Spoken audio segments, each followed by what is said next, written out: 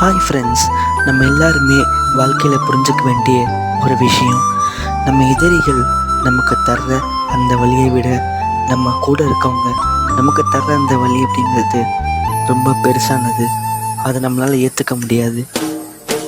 ஓ மனமே, ஓ மனமே, உள்ளிருந்து அழுவது ஏன்? ஓ மனமே, ஓ மனமே, சில்லு சில்லாய் உடைந்தது ஏன்? மழையை